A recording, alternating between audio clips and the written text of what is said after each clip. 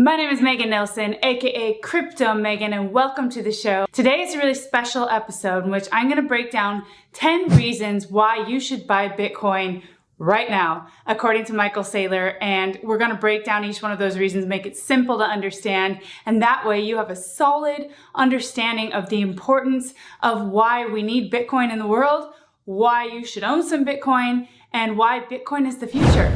So let's get it.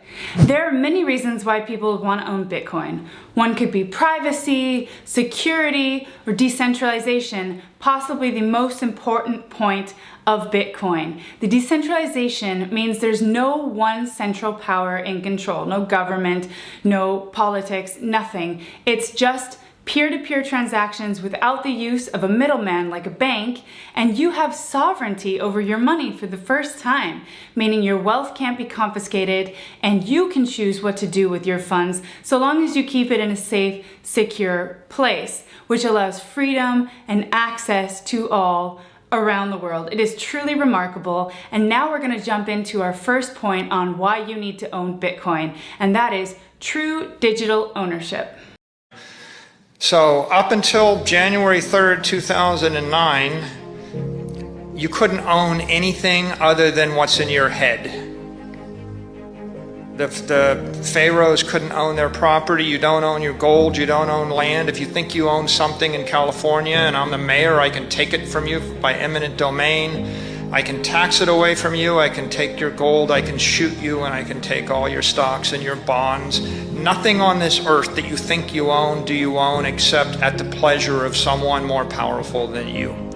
January 3rd, 2009 is the singularity where for the first time in the history of the human race, you have property rights. And you have property rights because we come back to my first principle. The only thing you own are your memories.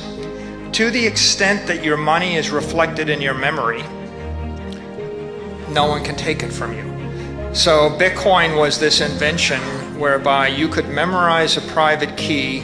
You could put 1,000, a billion, a million, 10 billion, any amount of money in your head to the extent that the network has that wealth in it. And no one can take it from you or coerce it out of you by, at the barrel of a gun. They could. I can shoot you and take all your stuff right now, all your property, if it isn't Bitcoin based on private keys. So as you can see, this is the first time in history where you truly own something, true digital ownership. One of the phrases that Michael Saylor said, which is so powerful that I hope you understand, is nothing that you think you own, do you own, except at the mercy of someone more powerful than yourself. It's the first time you can have true digital property rights. If you don't like the laws somewhere, you can pick up with your digital portable property and move to another jurisdiction. You have total power and total control over what you do with your money. If you have expenses to pay in the next 12 weeks, you have the local currency to pay them in, the peso. If you have expenses for the next 12 months to 24 months, you hold the world reserve currency, which is the dollar, if you can put it in a bank you trust. Don't put it in a bank that's going to steal your money, but if you can actually put it in a bank you trust, then yes, hold the dollar.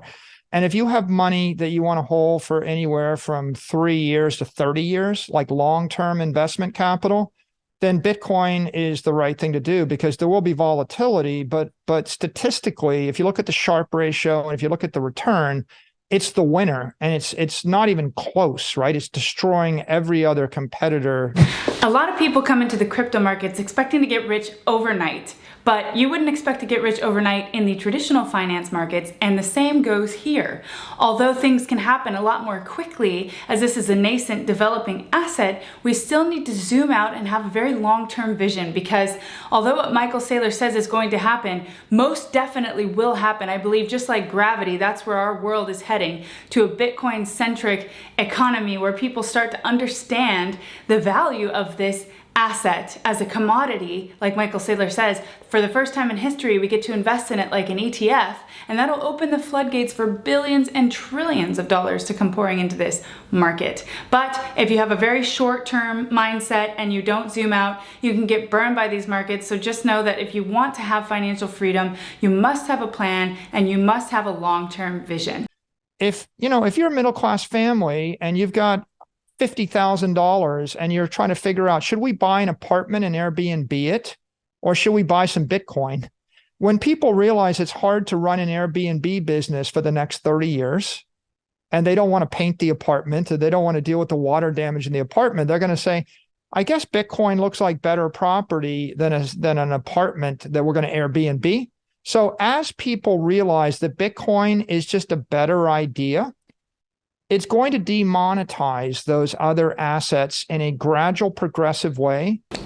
A lot of what Michael Saylor is saying in this point rings very true, especially to me and people who are trying to diversify their income and build new sources of income, new income streams. So when you're considering starting an Airbnb business, which I did have, and I understand the headache and the maintenance and the cost that goes into that, versus investing in Bitcoin, which could have potentially bigger return than your Airbnb business without the time, cost, headache, and counterparty risk, it becomes pretty clear that at the very least, you should have some sort of allocation to Bitcoin. It doesn't have to be an either or scenario, but things start to make sense once you dig deeper into this asset and you really think about trading your time for money and how you're going to reach financial freedom in the fastest possible way.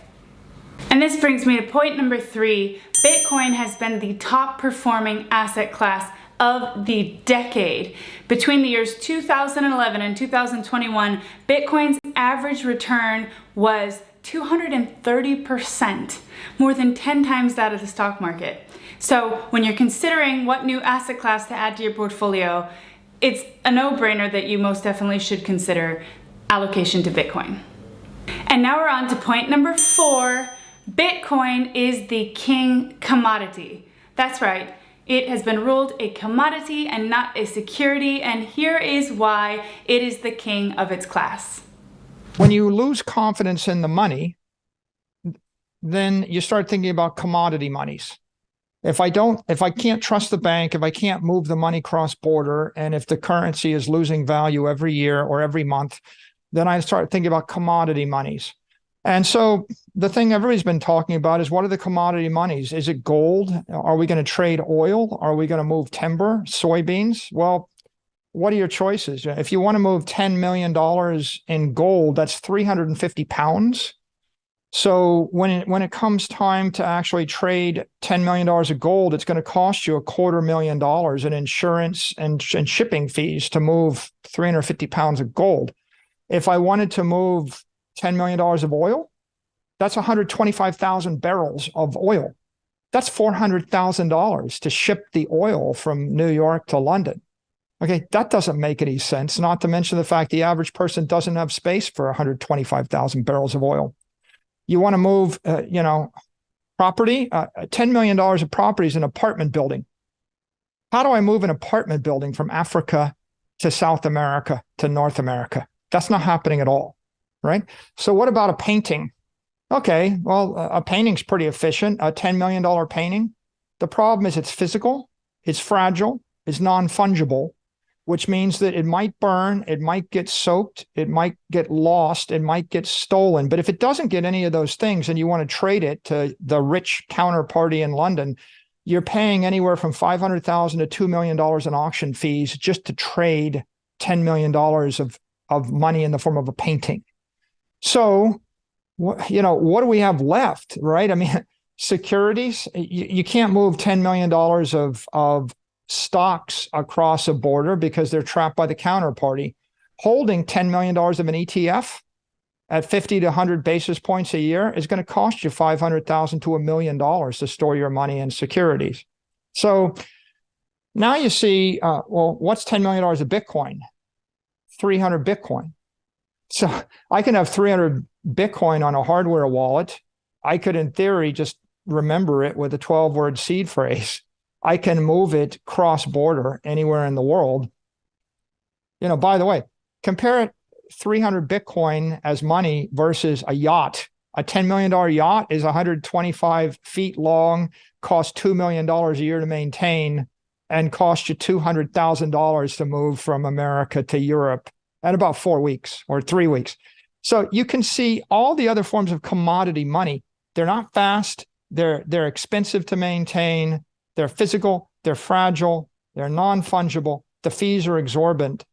So if the world's struggling for a solution to commodity money, Bitcoin is the king commodity. It's better than every other physical commodity because it's digital, which means I can carry it in the palm of my hand. Try carrying 125,000 barrels of oil in the palm of your hand. It's better than that. And it's also better than every other commodity because it's scarce. It's a scarcity. If the price of oil goes up by a factor of 10, if the price of gold goes up by a factor of 10, if the price of anything goes up by a factor of 10, the collective intelligence of 8 billion people will produce more of it. But Bitcoin is the one thing you can't produce more of. So Bitcoin's the apex money because it's scarcity and it's digital. And of course, it's the dominant crypto network in the world. It's the one that everybody trusts. It's the one that's truly decentralized. It's the one that's acknowledged as an asset without an issuer. So I think the meltdown of the banks and the meltdown of currencies is driving a stampede of smart money to Bitcoin. Cross-border payments and the free transfer of value. The Web 2 era, meaning when your Facebook was developed and the social networks, is all about the free transfer of information. Web 3 is all about the free transfer of value. Not only money value, but also messages, message value, the free transfer of value by way of communication. Here's why. That being the case, what's the killer app? Well, an obvious killer app is for me to send $1 billion from me to you and know that no nation state can block it. But the next set of applications are to embed any file or any message. If I just wanted to send a message worth $1 billion, right? Like there are messages worth $1 billion that aren't the money, but they're the message, right? The example I used the other day is, what if I just burned my will on, and encrypted and inscribed my will onto Bitcoin, right? And it was going to convey $1 billion from one person to the other. That's a pretty valuable document, and you probably wouldn't want it to be tampered with by your law firm or by a nation state or by a corporation. It's really crazy to think that a message, which according to Michael Saylor, like a will, could be worth $1 billion. You don't want to leave that to people who could tamper with it, like family, unfortunately, banks, lawyers. And if you burn that and put that on the ledger for everybody to see on Bitcoin, it'd be there forever and nobody could change it or tamper with it. So it's a pretty cool thought. Two other points I'll touch on this topic are being able to move money on the Lightning network, which is meaning moving money at the speed of light for 1/30th of a penny. So transaction fees are now minimal on Bitcoin to be able to transfer even the smallest amounts of value. And also, you're not just moving value, you're manifesting it in cyberspace. So meaning you're now storing it somewhere where they aren't charging you to store it, unlike stocks, bonds, physical goods. It's just stored in your private keys somewhere safe, where it'll be there until you're ready to access it again. Bitcoin is a checks and balances for power. Now, if I run a country in a bad fashion, in a poor fashion, and my citizens have no choice, if they can't leave, they can't take their property with them, they have to use my bank and they have to use my currency, that's a pretty awful situation, and I have a lot of power, and I might abuse that power. But when the citizens of the country have an option, they can put their money in a bank in cyberspace outside of my control, and they can leave the country with their money, then maybe I'm going to be a bit more thoughtful and maybe a bit more humble in my political aspirations, and I will treat them with respect. And so I think Bitcoin is a balance of power. It's a check and a balance on the unmitigated power of a politician or a corporation or a bank. And so in that way, it's kind of good for the world because it shifts power back to the 8 billion people and to the individual. And it shifts power to a corporation in South America that if you had no choice but to use the state-sanctioned bank and the state-sanctioned currency, you don't have that much power. But when Bitcoin exists, you have a choice. And when everybody knows that you have a choice, if you work for me and you're not allowed to leave, that's called slavery, And if you had to study the history of slavery, it's pretty awful. No one liked it. and it's very inhuman. But if I know that you could quit in 30 minutes, I'm going to be a lot more polite and thoughtful and considerate in my treatment of you. And so Bitcoin is allowing people to escape economic slavery. And I think it will progressively bring out the best in everyone. There are some nations that just, I wouldn't live there. They don't treat people well. But there are other nations that they're on the edge, David, right? They're on a balance between the good and the bad, and they could go one way or the other way, right? And there's hope for them. And so if Bitcoin starts to grow in those nations, I think Bitcoin will tip them from going to the dark side and tip them back to freedom and sovereignty and respect for the individual and humility, right? It's a really good point here that Charles Hoskinson also makes, the founder of Cardano, that nation states and people of the world are going to have to be transparent, and we're going to be going from don't be evil to can't be evil. And I know that sounds extreme, but the meaning behind it is that people are going to have to become transparent. They're going to be forced to become transparent and to have more fair treatment of people in the world. Bitcoin as a flight to safety and a hedge against counterparty risk and wealth confiscation. If you look at what happened during the regional bank crisis this year, we learned a very important lesson. We had regional banks stocks plummeting, some of them going bankrupt, and Bitcoin rose from 19,000 to 30,000. What did that tell us? It tells us that because of the decentralization and the transparency in the network, that counterparty risk is not an issue for Bitcoin. And so there was a flight to safety into Bitcoin. Think about that. As bank stocks were plummeting, that spoke very loudly to me. Basically, as people's confidence in money and banks subside and they start to really panic about the situation when they see that banks are freezing up funds, like what happened in the truckers in Canada and the protest about the COVID vaccines, and Trudeau froze all of the funds of the protesters. Anywhere in the world that this is happening, where banks are freezing or confiscating money, Bitcoin allows you to hedge against that counterparty risk. Your wealth cannot be confiscated. You cannot be censored. Your money can't be acting as a censorship for the way that you act in the world, meaning they can't take away your money if they don't like the way that you act. Bitcoin is progressively demonetizing bad and weak money for strong money. Well, Bitcoin's market cap is about 500 billion right now. And the value of these financial instruments that I've talked about, all the other currencies, the securities, the properties, et cetera, it's 500 trillion or more. So Bitcoin is not 1%, it's 0.1%. So Bitcoin can increase by a factor of 10, and it's going to be a 1%er. And it can increase by a factor of 100. And by that time, there'll be a lot more of the other stuff. And so when Bitcoin goes up by a factor of 100, it'll probably be a 3-4% of the entire financial universe.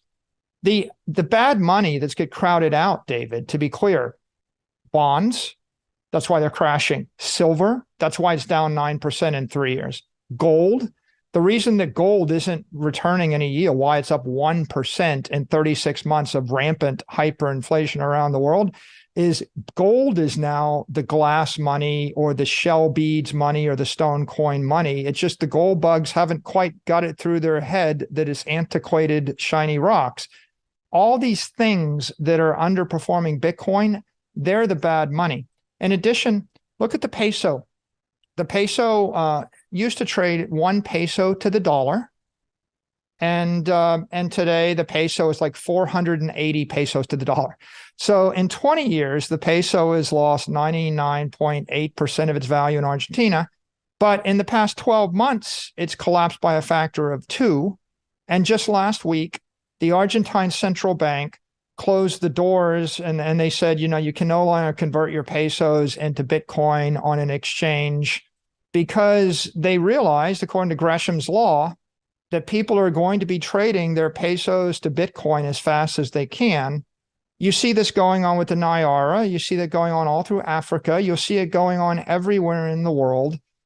What's going to happen is a stampede from weak monies, but there's so many of them, right? I mean, bad stocks, bad commodities, overvalued fiat currencies. People are going to stampede from those to strong monies. But of course, if you're one of 7 billion people and you don't have a brokerage account with a big bulge bracket Wall Street firm, you can't just buy the S&P 500 index and try to custody $10 million of the S&P index on an Android phone in Africa on Saturday, right? You can't custody it. And that means you can't trust your counterparties. So what we're going to see is a steady nonstop stream of monetary energy trickling from the weak monies and the weak assets to the strong assets. And Bitcoin just happens to be the strongest asset class in the world. Poorly understood, still not well understood, but it's a lot better understood when your bank freezes and they seize all your money and you're about to become bankrupt and or impoverished. Then it's easy to understand. It's harder to understand if you're a blue blood limousine, trust fund baby living in Upper East Side, and you've got a portfolio of NASDAQ or S&P stocks, and then you think it's just an oddity. And number 9, Bitcoin is ethically sound money that drives civilization forward and is good for humanity. The reason I own Bitcoin is because it's either A, good for the world, it's an ethical imperative, or it's B, essential for the world, right? So it's ethical and it's an imperative. If you want to give freedom and property rights and hope to 8 billion people, you're not going to do it by day trading random stocks or investing in the corner delicatessen or trading options, right? If you're just a simple investor, that's not going to actually make the world a better place for 8 billion people. So Bitcoin is much more ethical than 100,000 other investment ideas. And I think the ability to give digital property or digital scarcity to 8 billion people on a mobile phone is sort of a once in the history of the human race development. It's a paradigm shift. And so the reason to invest in Bitcoin is the same reason you ought to support running water or electricity. Or if I said, would you like to teach everybody, on the continent how to master fire? Why should I do that? The answer is because life is cold, short, and brutal without fire. So it left out that part, which is actually the most important part. You ought to do it because it's the right thing to do if you happen to like humanity or believe in the future of the human race. And last but not least, number 10, Bitcoin is the most secure money network in the world. And what Bitcoin represents is it represents the most powerful cyber network or the most powerful computer network in the world. If I gave you $100 billion and control of a nation state, and I gave you 4 years and said attack the Bitcoin network, you could try to buy up all the SHA-256 mining rigs in the world and then try to power them up. And if you succeeded after 4 years, you might be able to slow the network down, but you couldn't stop it, right? So it's very difficult to either stop the network, to undermine the network, and or to block a message. There you have it, the top 10 reasons for owning Bitcoin right now by Michael Saylor himself, executive chairman and founder of MicroStrategy, the company, the publicly traded company that owns some of the most Bitcoin in the world. And Michael Saylor is just an amazing figure in the space, educating people on Bitcoin. And shout out to David Lin, where this interview came from. David, you always give the most quality interviews. And everyone else, I hope you really enjoyed this episode and you have a more thorough understanding of why you should own Bitcoin. That's it. I'll see you tomorrow.